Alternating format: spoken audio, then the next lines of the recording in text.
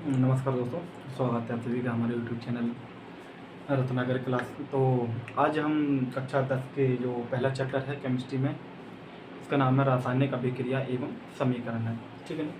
तो उसके बारे में बेसिक जानेंगे और एक दो डेफिनेशन के बारे में भी जानेंगे। तो आइए देखते हैं।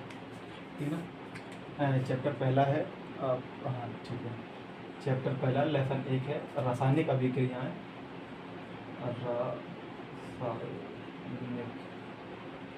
अभिक्रियाएँ अभिक्रियाएँ इनके तो अब खत्म हो चुकी है ऐसा लग रहा है।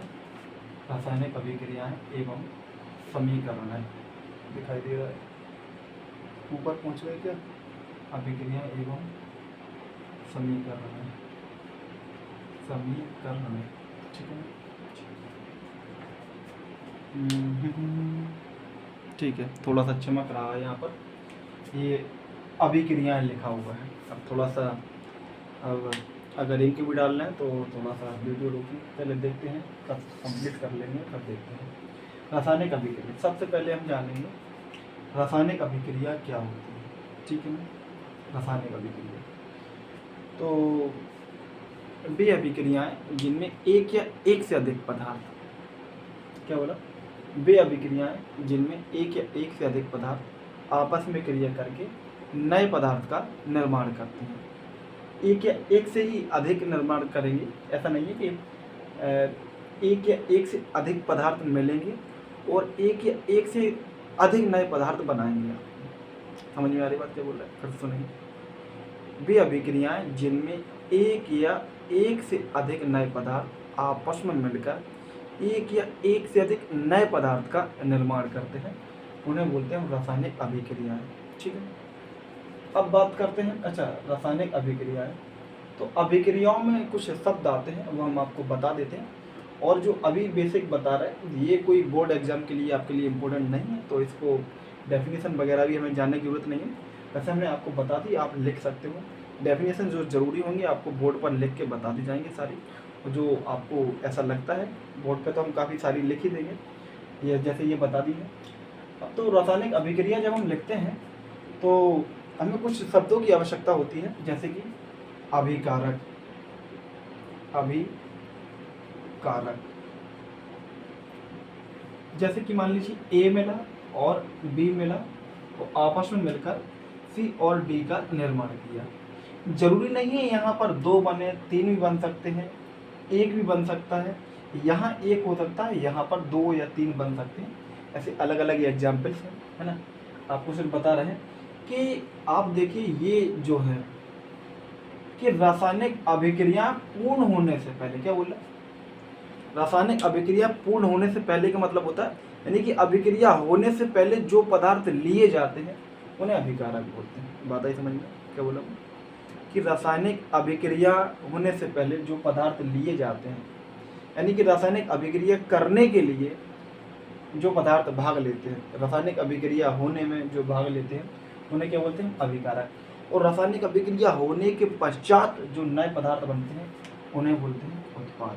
ठीक है ना। तो ये डेफिनेशन आपको बता दी कि रासायनिक अभिक्रिया में भाग लेने वाले अभिकारक अणुओं की संख्या को अभिकारक बोलते हैं। क्या बोला? रासायनिक अभिक्रिया में भाग लेने वाले अभिकारक अणुओं की संख्या को अभिकारक बोलते हैं। और रासायनिक अभिक्रिया के पश्चात बने नए पदार्थ को उत्पाद बोलते हैं। अब देखिए कभी कभी क्या है कि तीर के ऊपर आपको कुछ लिखा मिल जाएगा, जैसे कि ताप लिखा मिल जाता है, ताप या उत्प्रेरक या और भी कंडीशन दाब, या ताप लिखा मिल जाएगा आपको, या दाब लिखा मिल जाएगा, या उत्प्रेरक लिखा मिल जाएगा ना। तो ये सारी चीज़ें तीर के ऊपर लिखते हैं। किसके ऊपर लिखेंगे? तीर के ऊपर। अब इसका कोई खास नियम नहीं है कि ताप ऊपर लिखेंगे या दाब नीचे या उत्प्रेरक ऊपर या नीचे, हम किसी को भी ऊपर और किसी को भी नीचे लिख सकते हैं। ताप के लिए एक साइन इस्तेमाल करते हैं डेल्टा का, तो ये भी हमें ध्यान रखना है। अच्छा, अब देखिए यहाँ पर हमने क्या किया है, ये जो रासायनिक अभिक्रिया हो रही थी, जिन जिन पदार्थों के बीच में हो रही थी, उनको हमने इस तरीके से प्रदर्शित कर दिया।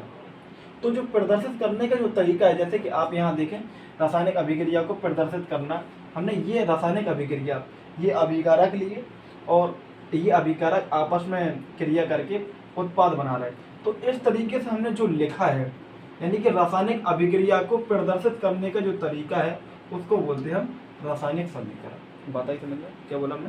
रासायनिक अभिक्रिया को प्रदर्शित करने के लिए जो तरीका प्रयोग करते हैं उसको बोलते हैं समीकरण, है ना। इसको ही बोलते हैं हम रिएक्शन। ठीक है, तो अब हम डायरेक्ट पहुंचते हैं रासायनिक अभिक्रियाओं के प्रकार के बारे में। और उसमें आपकी पहली इम्पोर्टेंट जो अभिक्रिया है वो है आपकी योगात्मक या संकलन। ठीक है, योगात्मक या संकलन अभिक्रिया, ये दो नाम है, एक ही नाम और है तो वो अभी दिमाग में नहीं आ रहा है। योगात्मक या संकलन, देखिए संकलन करके तो बाई चांस है कभी पूछा गया हो, लेकिन योगात्मक करके कई बार पूछा गया।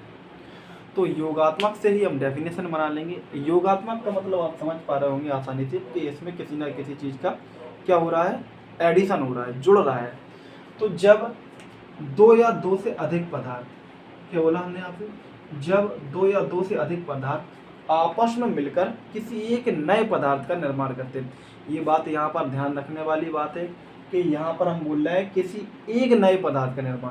अभिक्रियाओं में एक या एक से अधिक था तो एक ये वाला है, दूसरा एग्जाम्पल में अधिक का भी आएगा आपके पास। ठीक है ना। तो क्या बोला, योगात्मक या संकलन अभिक्रिया वे अभिक्रियाएं जिनमें दो या दो से अधिक पदार्थ आपस में मिलकर एक नए यौगिक का या नए पदार्थ का निर्माण करते हैं, उसे क्या बोलते हैं, योगात्मक अभिक्रिया। ये कार्बन है और ये ऑक्सीजन आपस में मिलकर बनाएंगे आपका कार्बन डाइऑक्साइड। ऐसी एग्जाम्पल्स हम आपको और भी बताते थे, H+O2 ये आपस में करके बना देंगे आपका H2। ऐसे कई सारे एग्जाम्पल्स हैं, तो आपको धीरे धीरे और भी एग्जाम्पल्स आएंगे, अभी भी बता दे रहे हैं हम आपको। लेकिन बस आपको जो है कि जब डेफिनेशन आए तो डेफिनेशन के हिसाब से हम सरल से एग्जाम्पल से याद कर सकते हैं। और आप कैसे पहचानेंगे अभिक्रिया कौन सी है, तो आप ये देखना कि यहाँ पर दो भाग ले रहे हैं या दो से अधिक, लेकिन यहाँ जो बन रहा होगा वो एक ही होगा। यहाँ पर कुछ कंडीशंस हो सकती है, वो कंडीशंस हम यहाँ अप्लाई नहीं कर रहे हैं, हमें केवल हमें दो चार एग्जाम्पल्स याद रखना है। ऐसी भी एग्जाम्पल्स हम इसको भी ले सकते हैं। ये आपका सल्फर डाइऑक्साइड है और ये कार्बन डाइऑक्साइड। हाइड्रोजन गैस और नाइट्रोजन गैस आपस में मिलकर अमोनिया गैस का निर्माण करते हैं, तो ये भी आपका योगात्मक अभिक्रिया का उदाहरण। H2+Cl2 ये हाइड्रोजन गैस, ये क्लोरीन गैस आपस में HCl का निर्माण करते हैं। HCl हाइड्रोक्लोरिक ये अम्ल होता है। ऐसे कई सारे एग्जाम्पल्स हैं। H2+I2 ये बनाएगा आपका 2HI। तो यहाँ पर थोड़ा सा हमने अभिक्रिया को बैलेंस करके नहीं लिखा, बैलेंस भी कर सकते हैं। बैलेंस करने में होता क्या है अभी समझ लीजिए, थोड़ा सा जल्दी बता देते हैं, इसमें ही काम हो जाएगा। आगे जो भी अभिक्रिया आएंगी फिर से बता देंगे, ऐसे सीख जाएंगे। कोई एक अलग इसका हम टॉपिक लेकर नहीं आएंगे कि अभिक्रिया को बैलेंस कैसे करना है। देखिए अभिक्रिया बैलेंस करने के लिए सबसे पहले आप तीर पहचानिए, बहुत सरल बता रहे हैं आपको, और गारंटी ये कि आप इसे समझ जाएंगे। इस तीर को देखना है, तीर के इस तरफ देखना है और इस तरफ देखना है कि कौन सा परमाणु की संख्या कितनी। जैसे आप देखें कार्बन यहाँ पर कितना है, एक, तीर किस तरफ है, एक कार्बन यहाँ है, प्लस में कोई कार्बन नहीं है, ऑक्सीजन है, तो एक कार्बन यहाँ, एक कार्बन यहाँ, बराबर कार्बन। हर एक परमाणु की संख्या में टोटल करके देखनी है। अगर दोनों तरफ बराबर, इस तरफ और उस तरफ, तो सही है, नहीं तो हम एक उचित संख्या का गुणा करके हम देखते हैं। यहाँ पर देखेंगे ऑक्सीजन कितने हैं, दो, यहाँ कोई प्लस में नहीं है ऑक्सीजन, यहाँ ऑक्सीजन दो है, यहाँ कोई प्लस में ऑक्सीजन नहीं है। तो जिस तरीके से ये भी मतलब दोनों बराबर है दोनों तरफ, ये भी बराबर है। यहाँ देख लीजिए थोड़ा सा चेंज है, यहाँ हाइड्रोजन आप देखेंगे कितने हैं, दो, यहाँ प्लस में नाइट्रोजन है, तो हमें हाइड्रोजन देखना है पहले। यहाँ हाइड्रोजन देखेंगे तो ये एक नाइट्रोजन, हाइड्रोजन कितने हैं, तीन, कितने हाइड्रोजन है, तीन, प्लस में कोई चीज़ तो है नहीं क्योंकि योगात्मक अभिक्रिया। यहाँ हाइड्रोजन तीन है, यहाँ हाइड्रोजन दो है। तो हम क्या करेंगे, पहले तो हम क्या करेंगे, विषम वाले को सम बनाएंगे, तो दो का गुणा कर देंगे हम।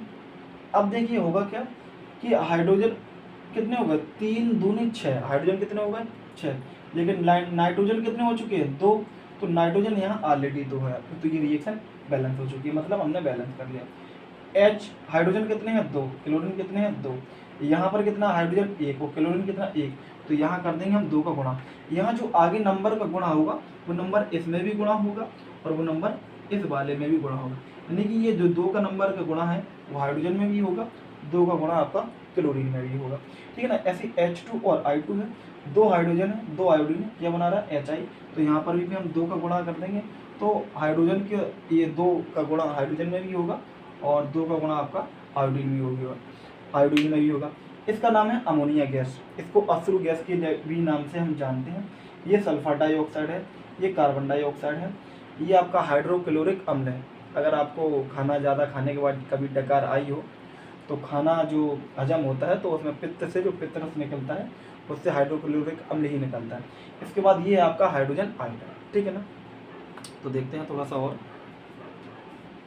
तो टाइम तो हमारा काफ़ी पर्याप्त हो चुका है। तो अगले लेक्चर में हम ऊष्माक्षेपी और अभिक्रिया को जानेंगे, ऊष्माक्षेपी ऊष्मातोषी और वियोजन और अपघटन अभिक्रिया में, ठीक है। तो मिलते हैं नेक्स्ट वीडियो में, तब तक वीडियो देखते रहिए। वीडियो देखने के लिए धन्यवाद।